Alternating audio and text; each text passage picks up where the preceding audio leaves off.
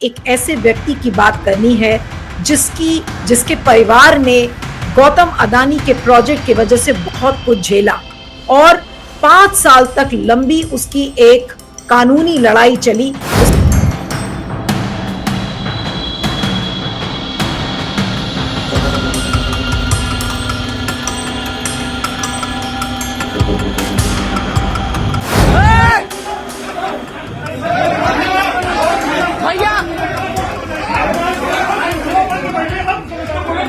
भैया आपको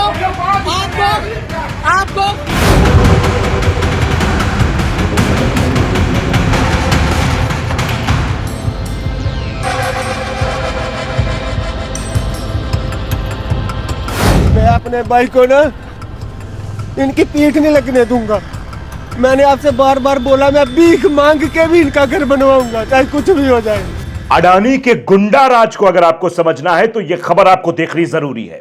हम आपको दिखाएंगे कैसे अपने पावर प्रोजेक्ट को बचाने के लिए हर उस पैतरे का इस्तेमाल किया गया, डराया गया, धमकाया गया, गुंडे भेजे गए, जांच कराई गई, तमाम तरीके से फंसाने की कोशिश पर्यावरण को बचाने वालों के खिलाफ अडानी के द्वारा की गई। वो सब कुछ आज हम आपको बताएंगे। अडानी कितने खतरनाक है पर्यावरण और आम इंसान के लिए, यह भी हम आपको बताएंगे। साथ ही साथ हम बात करेंगे बिहार और उत्तर प्रदेश की, कि बिहार और उत्तर प्रदेश को कैसे एक सुशासन के नाम पर चुनाव जीतने की बात कही जाती है और वहां कैसे कुशासन है, पुलिस वाले ही कैसे बदतमीजी करते हैं अधिवक्ताओं से, तो आम जनमानस के साथ उनका व्यवहार क्या होता होगा। उत्तर प्रदेश से खबर आई है, वो भी दिखाएंगे। साथ ही साथ हम आपको बताएंगे कैसे बिहार में जंगल राज की कई तस्वीरें निकलकर सामने आई हैं। डिप्टी सीएम के कार्यक्रम में किस तरीके से हथियार लहराए गए, हर्ष फायरिंग की गई, इसकी भी तस्वीरें आपको हम दिखाएंगे। साथ ही साथ हम आप बताएंगे कि कैसे पत्रकार जब सच दिखाने की कोशिश करता है तो उसके साथ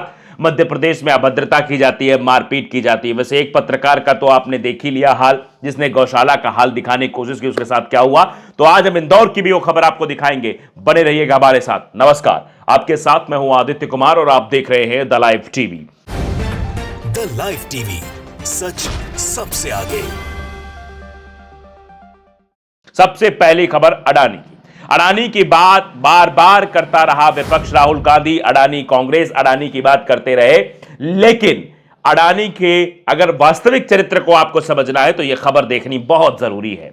इस खबर को जरा आप देखिए। पहले मैं आपको टेक्स्ट पढ़ के सुनाऊंगा, फिर वीडियो दिखाऊंगा और वीडियो देखते ही आप समझ जाएंगे कि कितनी बड़ी अत्याचार की वो कहानी लिखी गई थी, कैसे जो है एक परिवार को, एक पर्यावरण बचाने वाले लोगों को निशाना बनाया गया था।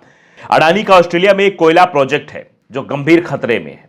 पर्यावरण एक्टिविस्ट बेन पेनिंग्स ने 5.5 साल लंबी कानूनी लड़ाई जीत ली।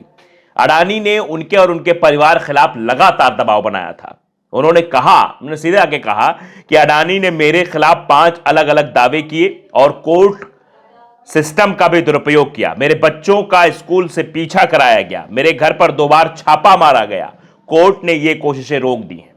परिवार में 2 बड़ी पारिवारिक त्रासदियां हुई, साथ ही वे दिवालियेपन की कगार पर भी थे। उनके ऊपर लगभग $10 मिलियन की कानूनी कार्रवाई की गई, लेकिन उन्होंने हार नहीं मानी। यह जीत सिर्फ उनकी नहीं बल्कि लोकतंत्र, अभिव्यक्ति की स्वतंत्रता और शांतिपूर्ण विरोध के अधिकार की जीत है। गौरतलब है कि यह प्रोजेक्ट है जो मोदी सरकार के समर्थन से कई देशों में मिला है, लेकिन अब इस मुद्दे से भारत की विश्व छवि भी प्रभावित हो रही है। एक और बात, जब अडानी विदेश में अपने प्रोजेक्ट के लिए इस हद तक गुंडागर्दी कर सकते हैं तो सोचिए खुद के देश में किस हद तक अडानी जाते होंगे। यह सवाल भी अब देश की जनता पूछ रही है। इस जरा डिबेट है, कुछ हिस्सा मैं आपको सुनाना चाहता हूं। जन गण मन 24/7 के डिबेट का कुछ हिस्सा है, सुनिए जरा। एक ऐसे व्यक्ति की बात करनी है जिसके परिवार ने गौतम अदानी के प्रोजेक्ट की वजह से बहुत कुछ झेला और 5 साल तक लंबी उसकी एक कानूनी लड़ाई चली। उसके बाद वो अंत में जीता, लेकिन उस कानूनी लड़ाई के दौरान उसने क्या क्या झेला, उसने अपने एक विक्ट्री स्टेटमेंट में लिखा है। इस व्यक्ति का नाम है बेन पेनिंग्स। ऑस्ट्रेलिया में जो ग्रीन प्रोजेक्ट्स थे और वो क्लाइमेट और एनवायरनमेंट का वो एक्टिविस्ट था एक तरीके से, और वहां पर एक फॉसिल फ्यूल प्रोजेक्ट जो लगाना चाह रहे थे अदानी, उसके जरिए वहां के क्लाइमेट एनवायरमेंटलिस्ट जो फाइट कर रहे थे उनको क्या क्या दिक्कतों को झेलना पड़ा, अदानी ने कैसे कुछ लोगों को उनके पीछे लगा दिया, वो सारी बातें उस विक्ट्री स्टेटमेंट में है। मैं इसके पहले की और आप तो विक्ट्री स्टेटमेंट जो उन्होंने दिया था वो बताया कि उनके परिवार को कैसे प्रताड़ित किया गया, गुंडे लगा दिए गए थे हर जगह से, मतलब पूरा टारगेट। सब फिल्मों में नहीं देखते हैं ये किसी के खिलाफ, आप किसी बड़े नेता खिलाफ या गुंडों के खिलाफ चले जाइए तो फिर आपकी बिजली कट हो जाएगी, आपके परिवार के लोगों को टारगेट किया जाएगा, निशाना बनाया जाएगा, फैमिली के मेंबर्स का छेड़खानी होगी, इस तरह की चीजें ये अडानी ने बाहर देश में की है। तो इस देश में क्या हाल करेंगे अडानी कि अगर उनके खिलाफ कोई जाएगा। आप समझिए कि सपोर्ट भी है, मोदी सरकार के सपोर्ट से यह कोयले का प्रोजेक्ट मिला है। पर्यावरण की रक्षा करने वालों के साथ अडानी ने किस तरीके का दुर्व्यवहार किया, इस वीडियो को देखकर शायद आप बखूबी समझ गए होंगे, इस खबर को देखकर आप बखूबी समझ गए होंगे कि अडानी किस तरीके से काम करते। अब जरा सुशासन बाबू की बात कर लेते हैं। बिहार की तस्वीर जरा देखिए, लखीसराय में डिप्टी सीएम विजय सिन्हा के स्वागत की तैयारी चल रही। इसमें देखिए कैसे हर्ष फायरिंग की जा रही, वीडियो आप स्क्रीन पर देखिए कैसे, देखिए ये 2-3 लोग हथियार बंद और कैसे यहां पर हर्ष फायरिंग कर रहे हैं। यह कानून का राज है। इसी मंगलराज की बात की जा रही थी भारतीय जनता पार्टी द्वारा। ये तस्वीरें बहुत कुछ बयां करती है अपने आप में। देखिए कैसे किस तरीके से मनोज कुमार ने शेयर किया, इसको एक्स पर लिखा है, लखीसराय में डिप्टी सीएम विजय सिन्हा के स्वागत की तस्वीर। इस तरीके से स्वागत किया जाएगा, इस तरीके से जो है बवाल किया जाएगा। ये तस्वीरें बहुत कुछ बताने के लिए काफी है। कट्टे वाला डांस भी बिहार से वायरल हो रहा है। देखिए बेतिया के विशंबरपुर के कार्यक्रम में कट्टे के साथ डांस करती नर्तकी का वीडियो वायरल। डांस को लेकर दो पक्षों के बीच मारपीट भी हुई। फर्स्ट बिहार इस वायरल वीडियो की पुष्टि नहीं करता, फर्स्ट बिहार झारखंड ने वीडियो पोस्ट किया है। वीडियो आप देख सकते हैं, ये बिहार का वीडियो है। बिहार में मंगल राज है ना, जिस जंगल राज की बात करके भारतीय जनता पार्टी ने अपनी सरकार बनाई, उसका जरा मंगल राज भी आप देख लीजिए। मंगल राज की तस्वीर है बिहार की, बिहार में कैसे मंगल राज फैला हुआ है, किस तरीके से वहां मंगल राज की तमाम तस्वीरें निकलकर सामने आ रही हैं। अब जरा उत्तर प्रदेश की भी बात कर लेते हैं। उत्तर प्रदेश की हालत क्या है देखिए जरा वीडियो, पुलिस वाले कैसे बदतमीजी कर रहे हैं। ये वीडियो जो है प्रयागराज का बताया जरा, धूमगंज थाने का वकीलों के साथ किस तरीके का व्यवहार, वीडियो पहले आप देखिए। भैया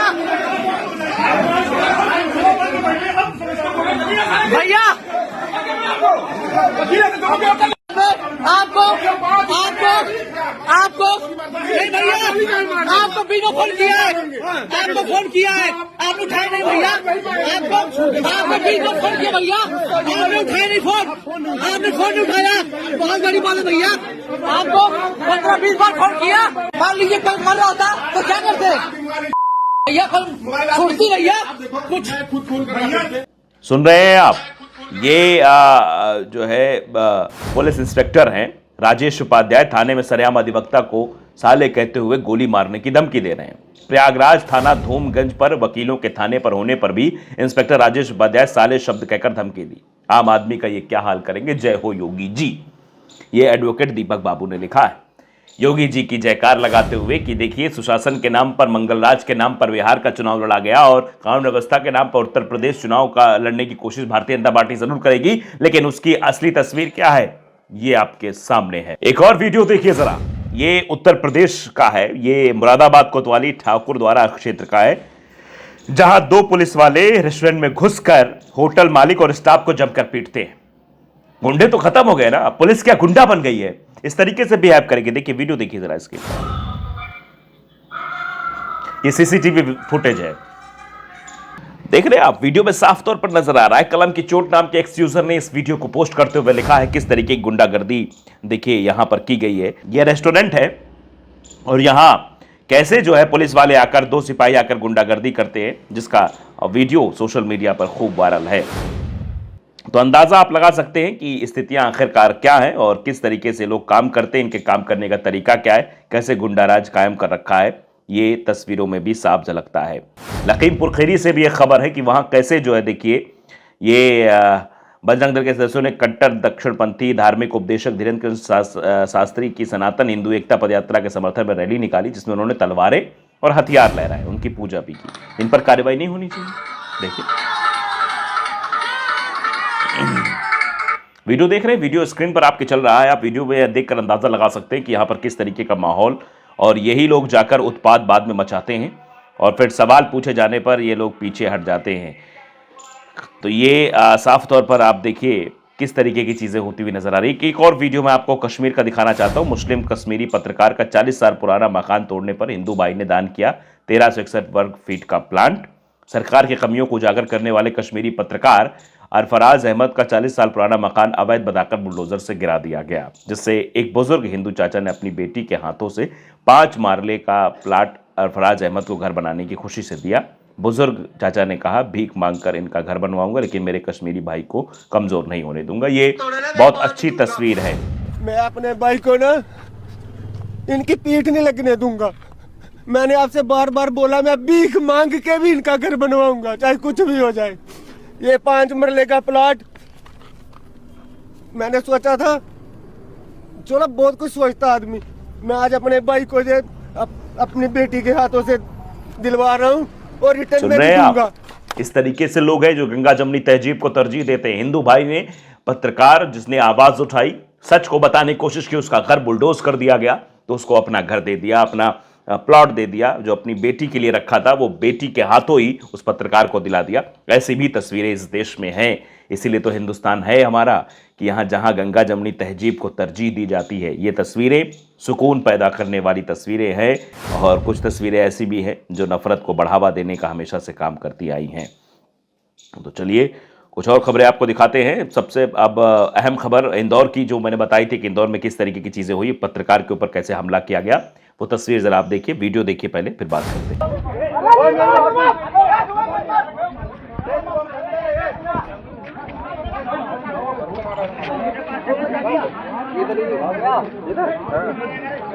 दरअसल ये तस्वीर जो आई है कि पत्रकार के साथ पिटाई हुई, ये भ्रष्टाचार को दिखाने के एवज में आई है। न्यूज 24 का एक पत्रकार जिस पर यह हमला किया गया है, रिपोर्टर हेमंत शर्मा और कैमरामैन राजा शर्मा को बंधक तक बनाया गया। चैनल ने पिछले हफ्ते आरटीओ के वाहन रजिस्ट्रेशन और फिटनेस के नाम पर हो रही खुलेआम दलाली को स्टिंग रिपोर्ट चलाई थी। मारपीट करने के बाद उनके कैमरे, माइक और मोबाइल छीन लिए गए। फिलहाल उन्हें छुड़ा लिया गया है, मामला दर्ज किया जा रहा है। ये हालात है। मध्य प्रदेश सरकार किसकी है? बीजेपी की सरकार है। बीजेपी की सरकार में आरटीओ में भ्रष्टाचार कैसे हो रहा है? सवाल ये है। दूसरा सवाल, भ्रष्टाचार होने के बाद पत्रकार ने अगर खबर चलाई तो पत्रकार को मारा जा रहा है। तीसरा कि लॉ एंड ऑर्डर कहां है? कितने सवाल हैं जिन सवालों पर चुनाव लड़ने जाते हैं, क्या उन सवालों का जवाब जनता को दे पाएंगे? ये देखिए, ये जो तस्वीरें हैं ये बहुत कुछ कहती हैं, बहुत कुछ बताती हैं किस तरीके से जो है टारगेट करने की कोशिश जो है वो मुसलमानों को की जाती है। लेकिन असली हकीकत क्या है, असली जो तस्वीर क्या है कि देखिए कैसे गुंडागर्दी चल रही है पूरे प्रदेश में। लखनऊ में बांग्लादेशी ढूंढे जा रहे हैं।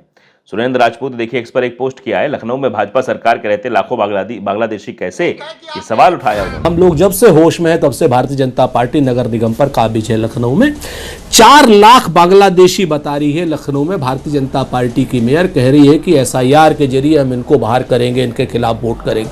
तो भाई आप हमको बता दीजिए, 8 साल से सरकार है, 25-30 साल से नगर निगम में भारतीय जनता पार्टी है और पिछले 11 साल से नरेंद्र मोदी जी की सरकार है, और आज 4 लाख बांग्लादेशी लखनऊ में है, ऐसा बता रही है लखनऊ की मेयर। तो सुन रहे हैं आप, 4 लाख बांग्लादेशी कैसे आ गए? मेयर साहिबा बताएंगी क्या आप? ये किसकी गलती है? लाखों बांग्लादेशी कैसे? अमित शाह इस्तीफा दे। अमित शाह के इस्तीफे की मांग भी सुरेंद्र राजपूत ने की है कि अमित शाह को इस्तीफा दे देना चाहिए अगर ऐसी चीजें हैं। देखिए, अभिषेक उपाध्याय ने भी एक्स पर पोस्ट किया है, एक रिटायर्ड डीजीपी से बदतमीजी हुई है, ये हाल है। यूपी पुलिस पर पंजाब के पूर्व डीजीपी शशिकांत ने जो आरोप लगाए वे भयानक हैं, इसे पढ़िए। पंजाब के पूर्व डीजीपी ने पुलिस पर लगाया अभद्रता का आरोप, बड़े हनुमान मंदिर पर बदसलूकी का आरोप। पंजाब के पूर्व डीजीपी शशिकांत ने प्रयागराज पुलिस पर अभद्रता करने का आरोप लगाया। उन्होंने एक्स पर पोस्ट करके पुलिस की शिकायत मुख्यमंत्री योगी आदित्यनाथ से शिकायत की। इसके कहने पर पुलिस महकमे में फिलहाल खलबली मच गई है। समझ रहे हैं आप? और उन्होंने जो चीजें बताई हैं वो अपने आप में बहुत ही गंभीर है कि इलाहाबाद में एक भयानक और अपमानजनक दिन, दुख की बात है और जाहिर है आप उत्तर प्रदेश में आम आदमी की तरह यात्रा नहीं कर सकते हैं। संगम क्षेत्र में कुछ गुस्सैल और बदतमीज उत्तर प्रदेश पुलिस के एसआई और एएसआई रैंक के पुलिसकर्मियों ने मुझे गालियां दी और बुरी तरह अपमानित किया। संगम तट पर स्थित श्री बड़े हनुमान मंदिर जी की भीड़ थी, इसलिए मैंने एक मोटे लेकिन जवान दरोगा की मदद लेने की कोशिश की जो अपनी बाइक पर पान चबा रहा था। विनम्रता से परिचय दिया, मोबाइल से नजरें हटाए बिना उसने गुस्से से जवाब दिया, उस गेट पर बताओ। गेट पर मौजूद पुलिस वाले ने परिचय के बाद बदतमीजी से धमकी भरे अंदाज में कहा, पीछे हट, वीआईपी पास ला। हालांकि साथ ही वो दूसरों को मंदिर में अंदर परिसर में जाने दे रहा था। मौके पर मौजूद अन्य पुलिसकर्मी मुस्कुराते हुए इस दृश्य का आनंद लेते रहे। ये पूर्व डीजीपी के साथ उत्तर प्रदेश में घटना घटी है। अंदाजा लगाइए कि आम जनमानस का क्या होता होगा, ये उत्तर प्रदेश के पुलिस वाले कैसे काम करते हैं, ये अपने आप में बड़ा सवाल है। कई तरह की तस्वीरें हैं, कई तरह के वीडियोस हैं। इस पर आपकी अपनी क्या राय है, हमें जरूर बताइए। नमस्कार। द लाइव टीवी, सच सबसे आगे।